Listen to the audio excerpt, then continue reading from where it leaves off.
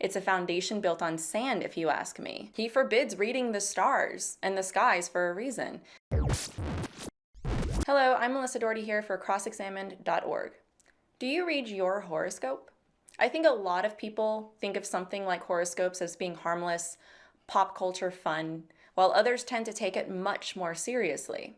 They actually believe that the alignment of the planets and stars has an effect on their future, and reading their horoscope can help them find more guidance and fulfillment in life. Typically, how a horoscope works is you simply use your birthday to determine what zodiac sign you are.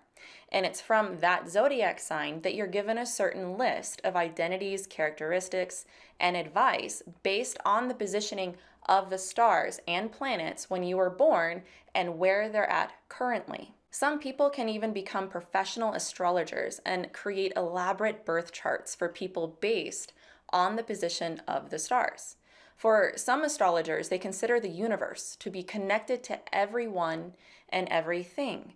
Therefore, they say that the stars and planets literally do align in such ways to reflect in our lives in some way. They gather this information for their clients and advise them through it. Now, even when I was in the New Age, it was always very interesting to me how seriously some people would take their horoscope, especially the horoscope for the day.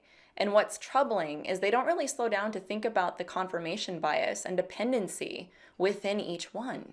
I could probably find 10 different horoscopes for my birthday and compare them, and they would all be incredibly vague and contradicting.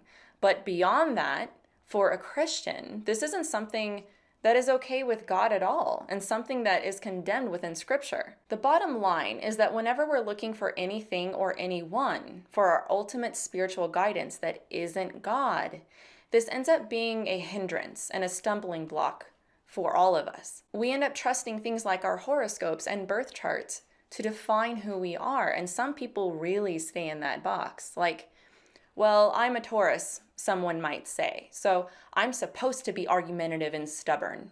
Deal with it. I don't get along with Virgos and should be very careful of them, so I should probably make sure I'm not friends with any, at least until the next month. Now here it says for my love life, it says I'm not compatible with a Sagittarius or a Libra, so I should definitely make sure I find out the sign of the person I'm dating and make sure to break it off if needed. My lucky numbers are 3 and 7, and my lucky color today is indigo. I'll be sure to coordinate accordingly. This is just a really flimsy way to live.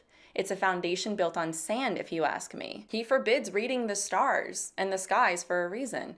It's not to hurt us, but to guide us into a spiritually safe relationship with him. In Deuteronomy 4:19 and 17:3, God specifically says that when we look at the majesty of the sky and we see the sun and the moon and the stars, to not be tempted to fall and worship them or to attribute powers to them that only God has in his sovereignty. If you're interested in learning more about me and my work in this subject, you can find a lot more detailed information by visiting my YouTube channel or by going to crossexamined.org.